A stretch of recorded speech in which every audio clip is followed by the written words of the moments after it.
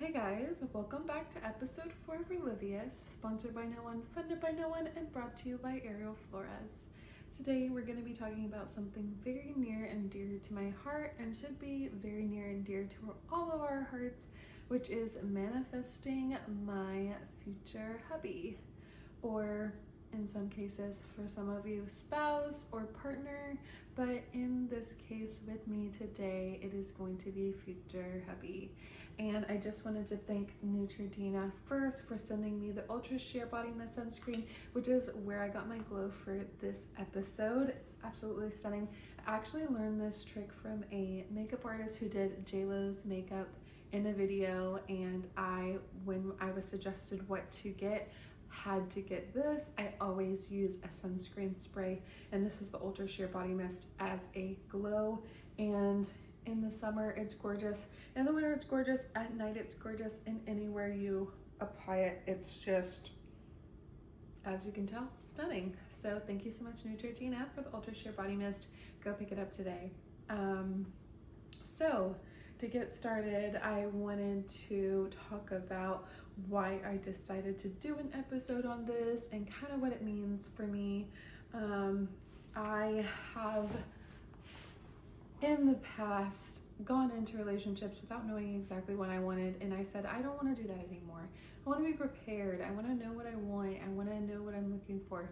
I want to be knowledgeable in who and how and what in a person I want, and I think the best way to do that is to write it down and manifest it for your future. So that's what I'm going to do for myself today, and hopefully it gives you guys some ideas for how to do it for yourself as well, and then we'll see what happens. I had a thought, an idea that I was going to be getting engaged soon, and this may possibly be the case, but if it is, I want to be sure that the person that I decide on is someone who checks off all the boxes on this list. So let's just get started. It's kind of a lengthy list. I don't want to waste any time. So I want someone who has a family that loves me. I am very attached to families that I meet and just good energy, and I really want to meet someone's family, fall in love with them, and have them fall in love with me, because I feel like it just contributes positively to a relationship and goes without saying is very important. So first thing on the list is I want to find someone whose family loves me and just sees me as a good fit for their son or nephew, whatever it is. The next thing is I want someone who owns a home or owns a condo, owns the place where they live. I'm a realtor, so obviously this is a big thing for me. Home ownership is really important, and I want to get into it. And I want somebody who can show me the ropes in that regard. So someone who owns a home is definitely something that's important in who I'm looking for. Next, someone who owns their own car, or, you know, everyone makes car payments, that doesn't really matter, but like someone who has their own transportation. That I've never dated somebody who didn't have that, but still really important to add to the list, just in case you don't want to miss anything. Next is no kids, or if they do have kids, just a few. And one of the important things about that is that he is a good dad and a great father. I think that the only way that dating someone who has children is going to work out for me is if they have a good relationship with their child's mother, which usually only comes if they are taking care of their kids well. A lot of baby mama drama comes from the fact that you are not an active parent in your child's life, and I don't want any baby mama drama. So either have no kids, or if you do have kids, just be a great dad. And dad is the key word, because anyone can be someone's father, but to be a dad, you have to be committed and definitely there for your child. So that's also very important. Moving on, someone that has a career that lets them have free time with me. I want somebody who can spend quality time, maybe someone who's an entrepreneur or like owns a company, someone who can, you know, spend quality time with me and they're not always stuck, you know, at work. I'm not saying that they can't have a job where they work on the clock or something like that, but I want somebody who has enough free time to spend with me and is not always just working and not really being able to spend any time at all with me. That's not really something that I'm looking for. Of course, I want somebody successful, but I want somebody who also has found enough success to be able to spend quality time. Okay. So my love language is gifts, physical affection, and acts of service. So I'm looking for someone who either has those same love languages or, you know, has love languages that they would love to teach to me, because with gifts, physical affection, and acts of service, those are my love languages that I like to give, but I also like to receive. So if those are your love languages, then I feel like we're a perfect match, but I'm not opposed to learning other people's love languages. I love to give people gifts. I mean, obviously, if you're married, you should have a lot of physical affection. And then as far as acts of service, it just goes into selflessness, which I have a lot of, and I look for in a person when it comes to me. So thinking of me and like acts of service, like taking care of me the way I take care of you, pretty much. Okay, someone who likes to do fun things, and it can't seem too extreme for me wanting to do like excursions or do events with animals. You can't be afraid of animals, because I'm very animal centric. Like, I love to do different activities that include animals. Like, you know, I've swam with sharks, I've swam with dolphins, I've gone to multiple giraffe parks and things like that. So I really love animal-centered like activities. You have to be someone who likes to do fun stuff like that. Like, don't give me a hard time if I get you to go to it and you just complain the whole time that you want to leave and why did I bring you there, pretty much. Someone who likes to do fun stuff. Okay, and another good one is I want someone who is romantic, someone who can plan surprises or like do cutesy things like, you know, candlelight dinners or buy flowers. I think that I've never had any type of like surprise. Everything that I've done in the past with like anyone has mostly been things that I've planned, and I really would love it if I was with someone who made plans or like did something really romantic. I love surprises. I just have never had one. I don't think anyone's ever taken the time to care enough to plan one, so I think that that's something that I would really love. And my future partner is someone who plans romantic things and just like is romantic, you know. And you know if you're romantic or not. Like, you know if you think about picking up a girl flowers for the first date, or like if you think about like getting her flowers because she's had a bad day. Like, you know if you're romantic, and that's kind of like the type of person that I'm looking for, because that's how I am. Someone who doesn't yell.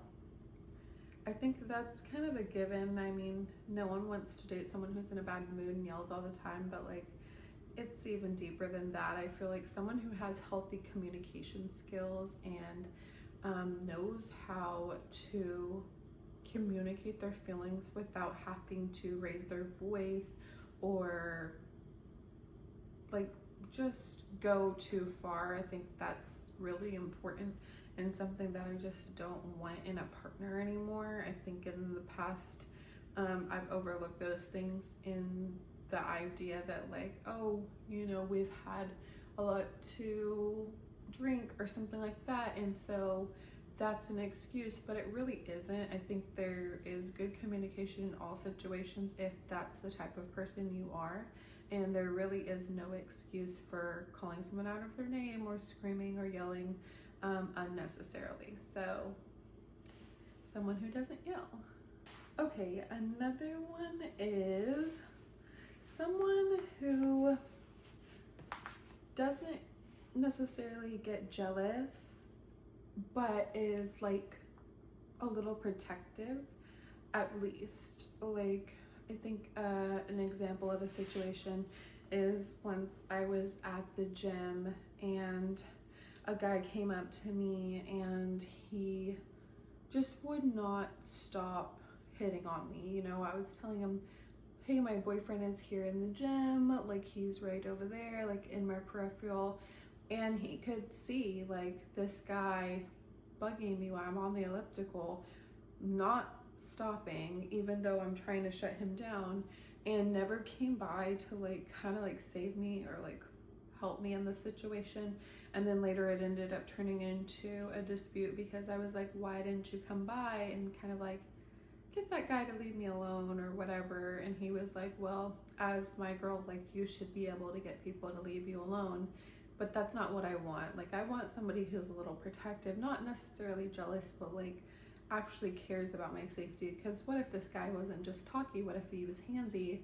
And then in that instance, would you have done something? Would it even have to go that far before you cared? So I don't want someone like that, but I want somebody who just like cares, if that makes sense. Not necessarily jealous, but like protective in a sense. And like, you can't be jealous because, you know, we might end up getting drunk one day and I make out with one of my girlfriends and I don't want you to get mad at us and like flip out. I feel like it's just one of those things. Like, we're girls.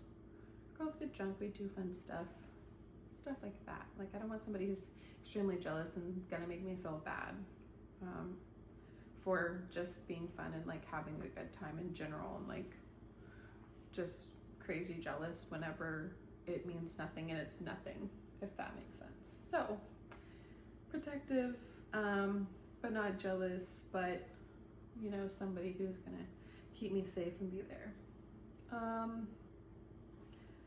So this is a good one, and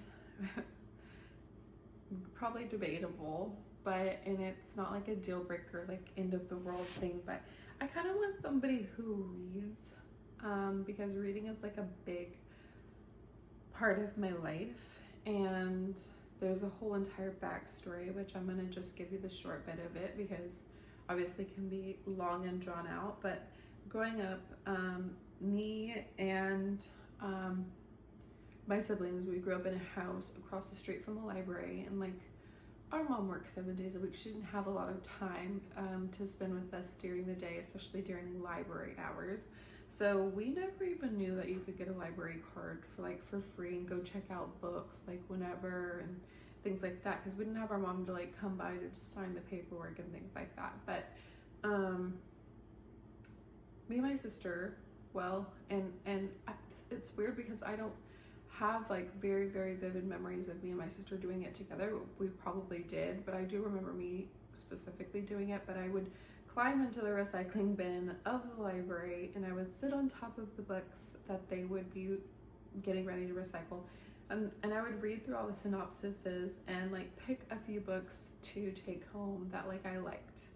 And no one from the library ever came out and said anything about it, but like it's just like a very vivid memory of like pretty much thinking that they were gonna like burn or like throw away, like these books were like not gonna be books anymore, and that I couldn't have that. Like, I wanted them. I had already read about what was going on in these books, so I of course took them home and I would keep them, and like they're all library books, they're like stamped.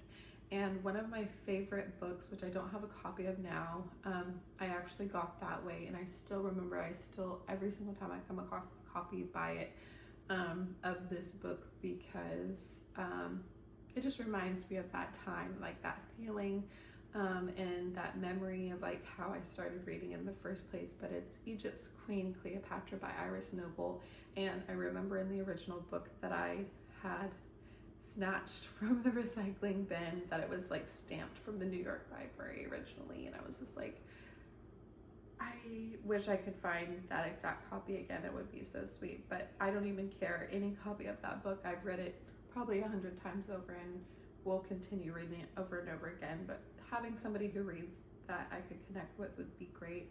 Even if you don't read and I happen to gift you a book, it would be great if you just like read at least a few pages before I never see it again. I think in the past I've like gifted books to people I was dating and then just like never saw the book again, which kind of hurt my feelings. Is like I don't gift people books that I would read. I gift them books on their like topics of their interest in the hopes that like it might spark a little bit in them, but like it didn't. And I would just love somebody who, even if you don't read, like might be able to connect with me in that regard slightly in some way, shape, or form, or let me read to them. That would be really sweet, like to bed or something.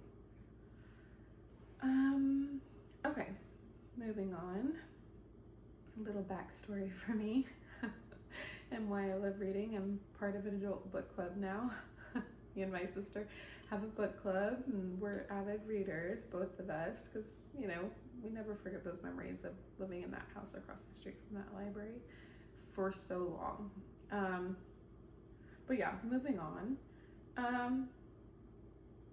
This is gonna be, okay, the way that this sounds, it's gonna sound terrible, but I'm gonna say it anyways because I've already written it down, so I have to anyways. Maybe someone who grew up not being loved enough, like likes to be overly affectionate and like needs that too from someone, because I feel like that's kind of how I grew up. I didn't really remember too many times where I was just like hugged and told that I was loved like very often. So that like affection and like reassurance, I feel like I look for in the person that I'm dating, but it would be great to be with someone who was looking for it as well. It's not like a deal breaker. It's not like, oh, you were loved too much as a kid, I cannot date you. But it just would be great to relate to someone who kind of feels like they might have been lacking in that regard, and they want to make sure that their future children like receive that as well. Like one thing I do and have done with my little brother since I adopted him when he was just a child is every single night before we go to bed, we say, I love you, good night, because you never know what the next day may bring. And I would never forgive myself if I didn't tell him how much I loved him every single day, at least once a day, because that is the very minimum that you can do for your teens, for your children, for your grown kids, anyone that you love. By text message, I want somebody who can't go to sleep unless I tell them I love them good night. By text message, by phone call, in person, like never go to bed mad pretty much, and just really loves affection. I feel like I love affection, so I want somebody who loves affection as much as I do and kind of needs it, like really needs it. Okay. Okay.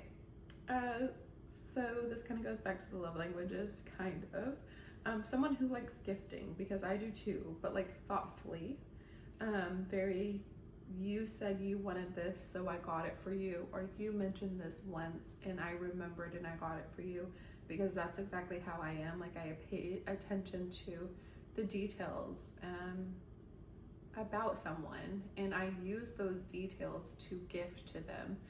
So like if you wear a specific cologne, or you know there's a specific kind of sock, or like anything like that, like let's say we're traveling and you happen to forget your favorite, like I don't know, like pair of socks or something, I'll go out and get that package of socks, or go get that cologne, or whatever it is, just because I know that about you and I've paid enough attention. So like gifting thoughtfully, someone who likes to gift thoughtfully, because I really like to do that, and I love to pay attention to people and just get to know them so that I can connect with them on a deeper level that way, by gifting. Someone who is tall, and this isn't like the end of the world, but I don't know, maybe somebody that is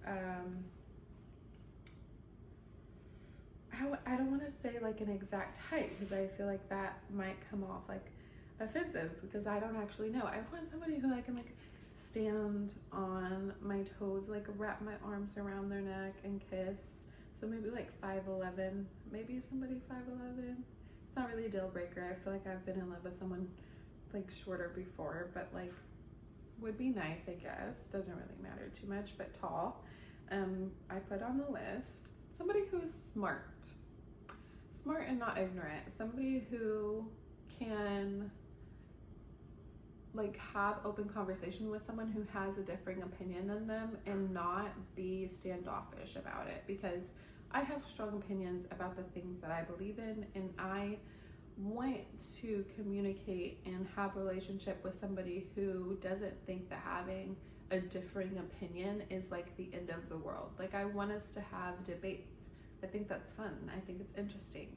I don't want it to be an issue, if that makes sense. So someone who's smart and knowledgeable and is able to have grown-up conversations and not turn them into like big deals, if that makes sense. If somebody is wrong about something, you don't have to offend them to correct them, and you can have a conversation or show them or debate like healthfully, if that makes sense.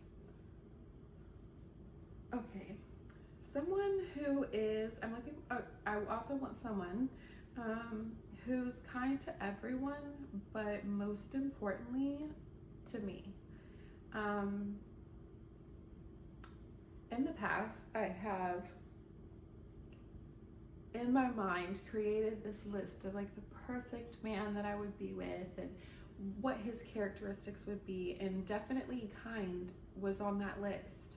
And now I go back and I think about it and I'm like, wow, I should have been far more detailed about the type of kindness that I was looking for, and the fact that I wanted him to be kind to me. I think it goes back to selflessness. Like, I wasn't thinking about myself, I was just thinking in general, like, this person's kind, so obviously they would be kind to me. But I think in my previous relationships, I've realized like just saying you want someone kind is not enough. You have to be a little more detailed manifesting, because I did get someone who was kind, and he was kind to everyone else, and then whenever we got home, he was a different person with me, and I didn't get that same kindness as he gave to everyone else, and that's really hurtful, and that's not what I'm looking for in someone in the future. And that's why I think I have to be way more specific now and say someone who's kind, but most importantly kind to me, because you need that. You need someone like that. You don't need someone who's kind to the world and then comes home and is just like a nasty person to you. It's not worth it. Okay. I don't want to say this because it sounds bad. Okay. I'm an overthinker, so I need an over-explainer. Like, I am someone who has a big brain. I think a lot. I put pieces together easily. I figure things out really easily. I need someone who is willing to reassure me whenever I am overthinking and I'm putting things together and they're making me upset and I'm getting like, I'm getting too far from the truth, and I just need someone to I need someone in my life who's like patient and calm and caring enough to be like, hey, it's nothing like what you think. If you need a picture of the scene right now, I will send it to you. If you need a location, you need me to share my location with you for right now because you're overthinking, that's fine.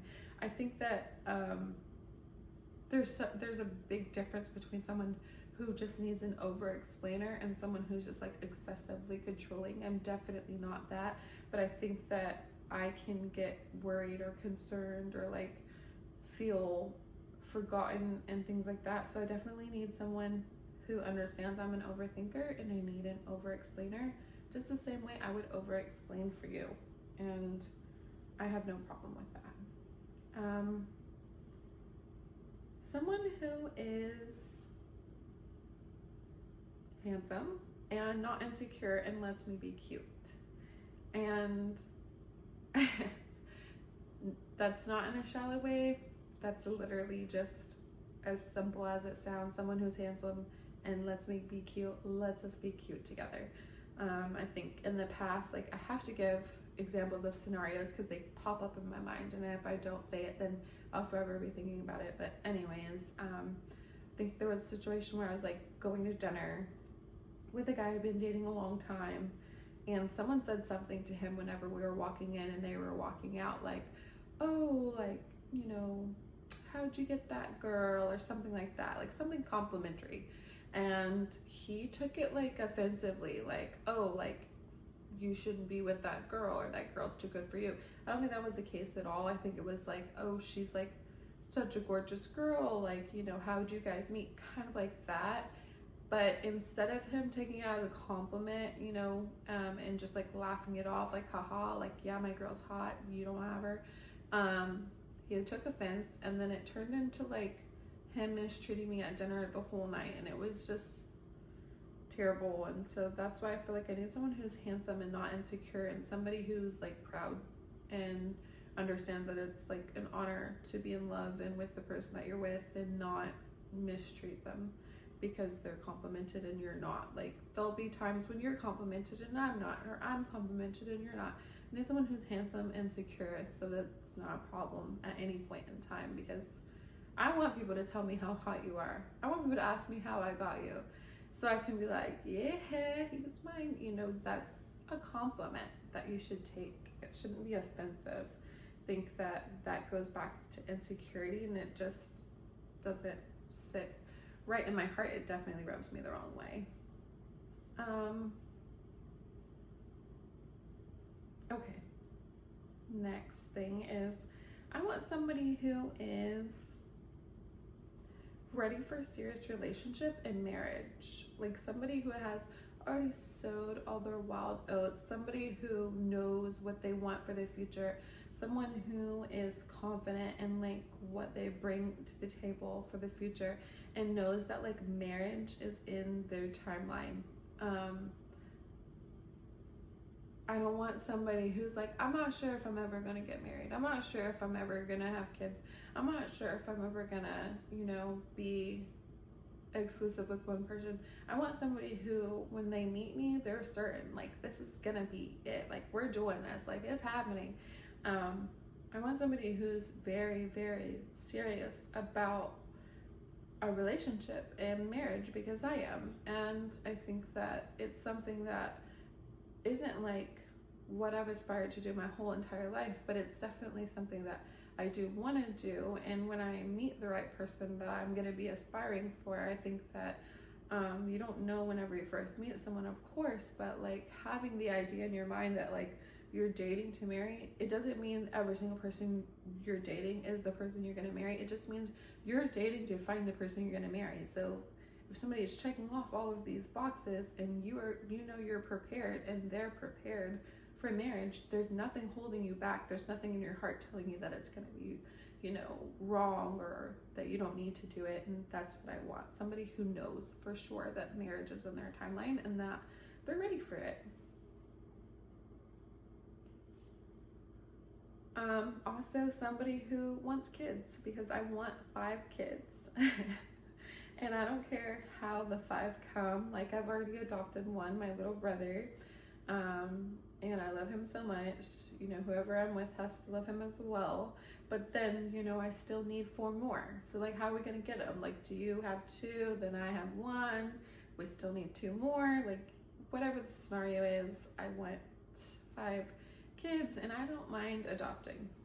I mean, if somebody was open to that, I feel like there's a lot of kids in the system who need parents, and I would absolutely be open to that. I don't have to deliver my own children in order to love them, and I know that for sure because I've already done it, and it's been the most fulfilling thing in my whole life. So yeah, 5 is my lucky number. I won a mini basketball team, and if you've watched any of my previous episodes, I mean, I'm sure you know. But okay. Next is kind of controversial, but I'm gonna throw it out there anyways because I don't care. Someone who doesn't mind living in Texas, at least partially. I don't need somebody who's from Texas. You know, I'm from Texas. If you watch my previous episodes, you know my backstory. I'm from here. My whole family is here. All my siblings are here. My grandmother's here. And I love my family so much. So I feel like living in Texas partially is really important to me. So whether we have like a condo here, but I want to have a house, that would be like important, so that I could come and like see graduations, and I could come, you know, on little holidays and things like that with my family, to be able to see them, because my family means everything to me, and I don't want to miss major moments in their lives.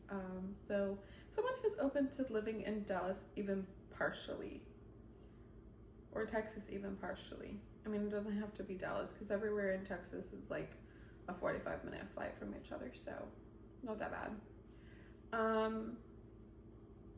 So yeah, I don't mind living somewhere else, but I do want to at least have some type of like place where we live here, so that I can be with my family occasionally. Someone who loves my grandma and my family. Like growing up, my grandma was my best friend. She still is. I love her so much. She means so much to me, and like my family means so much to me, and they're all here. I need somebody who loves my family just as much as I love their family, just as much as their family loves me. My family loves everybody. Like, I've never seen them like be completely turned off to any single person and ever, because I mean, we just don't bring our problems to our family the way that other people bring problems to their family. I think, you know, we like to handle our problems in house and then, you know, bring our spouses around to like enjoy and like love each other. But I think that I want somebody who loves my family and loves my grandma, and I know my grandma wants more than anything to see me get married, and that's all she's ever wanted for me. So like, someone loving her is really important to me, like so important. I can't emphasize how important it is for someone to love my grandma and my family, because they're everything to me. They're all I have. But moving on. I want someone who is not allergic to dogs. Because my dog is my best friend. I spend a majority of my time with him. He is all up in my grill all the time, so he's gonna be all up in whoever's grill, and they need to not be allergic to him, and to like him, and to like cats. I want a cat, but I feel like cats are more of like a relationship thing. I want an adorable cat, so I'm obviously waiting on that. So someone who's not allergic to animals, hopefully. I don't want someone to have to take, you know, medicine just to be around me and my dog. Like, he sleeps in my bed occasionally, not all the time, but occasionally. So someone who's not allergic to him, because he's gonna be around. Next is someone who has good style sense and likes fashion in a sense. Kind of self-explanatory, but I'm wearing my great-grandmother's earrings. I'm wearing my great-grandmother's bracelet for good luck. My great-grandmother had 10 kids. My grandmother had 13 or 14 kids. So, and they were married, I think multiple times, both of them. So like, I'm wearing it for good luck, so that I get my family and my marriages, or marriage, actually, I only want one. Also, and I want to date someone who has a good sense of style, somebody who can be matchy-matchy with me. I've never had that, like somebody that I can go out, we can dress up and match each other, and people can compliment us on how we look so good together and how we always dress the same. I really want someone I can match with, and like, I feel like that's just the cutest thing ever, and I really want that. I've never had that, and I feel like it would be so special. So someone who has good fashion sense, because I love to dress, and I feel like dressing up like them would bring me so much joy, and I feel like it would be so cute. I really want that. Somebody who compliments me fashion-wise, and I can compliment them as well. So somebody who's into fashion slightly, like knows how to dress. and likes to dress somewhat like me too. Let's see.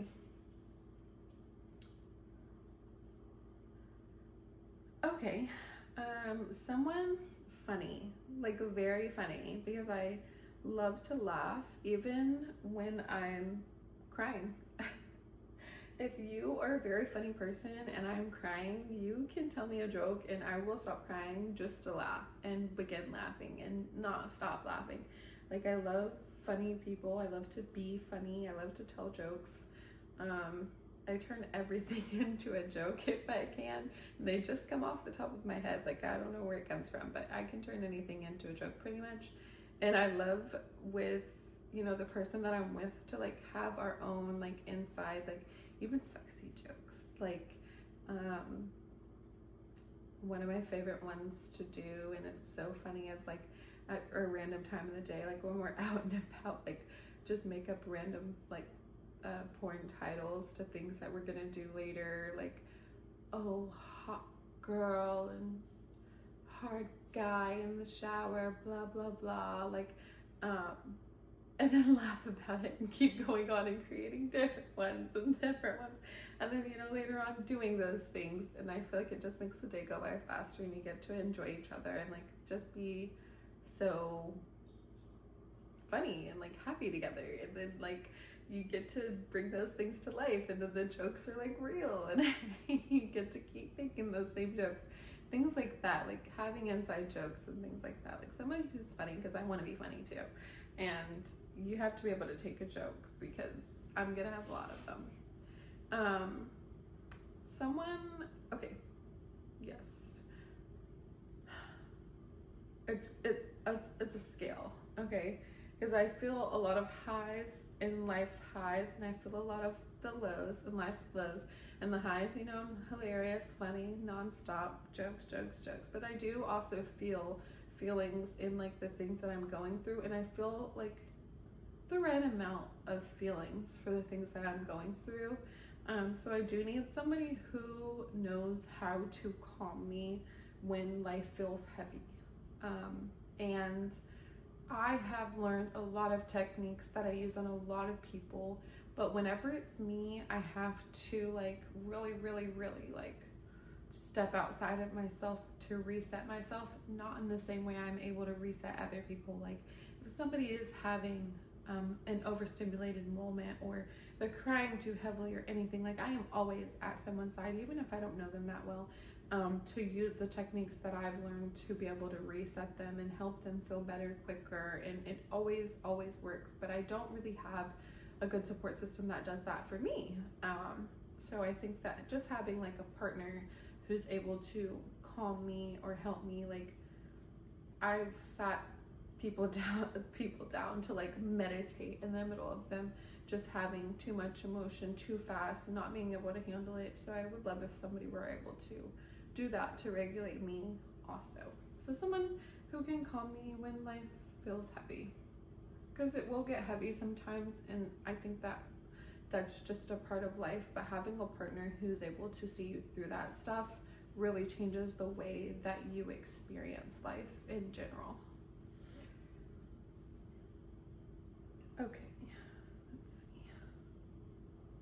Okay, someone with a high sex drive. Girl has needs. I think that I have previously set my record in my previous annulled marriage, as far as many times as you can do it in a weekend, and I need to beat that record now. I feel like I will meet somebody who can just do better, that we can do better. I know that we can do better. Truthfully, I feel as if there's someone out there that I know we could do better. And so someone with a high sex drive, I feel like that's really important for me. Like I said, girl has needs. If it's been a long time, come with it. To piggyback on that, I would say, like, your private size matters, but like it doesn't, because I'm zipped up like a Ziploc bag. You girls never had a problem in that area. ever. So that's a good thing. So not a problem. Moving on. Okay, and this is going to be the very last one, and I'm going to be pretty much done with the list that I wrote. And I know it's been lengthy, I know it's been a lot. Thank you guys for sitting through and getting to the good part at the end, you know, all that high sex drive and sit-up stuff is real essential. But this is also really important. I want someone who has a maid and a chef, because I would prefer not to be a civil servant in a marriage. I want to enjoy time together. I want to enjoy each other. I want to be able to pursue our respective careers and enjoy each other without the stresses of like domestic work. I think that a lot of relationship issues come from gender roles that are like predetermined, which shouldn't be, for men and women. And I personally don't believe in it. And I think that a easy solution is a provider who's able to provide a maid and a chef, that you don't have to worry about that stuff. You guys get to, you know, pursue your careers. You get to come home and enjoy each other and spend time together and like get to learn each other every single day without the stresses of like domestic work and things like that. So and if somebody doesn't have a maid and a chef, I don't mind finding that maid and the chef, as long as they provide for the maid and the chef. I'll totally do that. I did that in my Airbnb management company, and I'll be the first one to find them for us, but that's no problem. But yeah, I think that's the very last thing. I want us to enjoy time together. I want us to spend quality time. I don't want our time to be logged down by who's going to do the dishes and who's going to make the dinner and, you know, things like that, especially with children as well. Like, it shouldn't be, you have a lot of distraction with that. You want to be able to like spend good time and know each other, and it's really hard to do if you're constantly worried about like minuscule things like that. But yeah, so that's my entire list, and hopefully you guys enjoyed it, and hopefully it gave you ideas for writing your own my soon-to-be hubby or spouse or partner list for yourself, so that you can manifest for your future. I think it's really, really, really important. And another thing I wanted to say is that I feel as if you are, like I am, whole and complete and full in yourself, and the only thing that you're missing in the world is your other half, your partner, then somewhere out there in the world, like living their life whole and complete and full all on their own, is your future hubby, partner, spouse, whoever, complete in themselves, missing only you as well. The only thing missing from them is their other half as well. The only thing missing from them is their spouse, their partner, and that person's waiting for you too. So if you are whole and full and complete in yourself, you will find the other person in the world who's whole and full and complete in themselves as well. And I think this is just the first step to doing it, which is manifesting all the things that you want in that person, because somebody is out there manifesting all the things you have for you as well.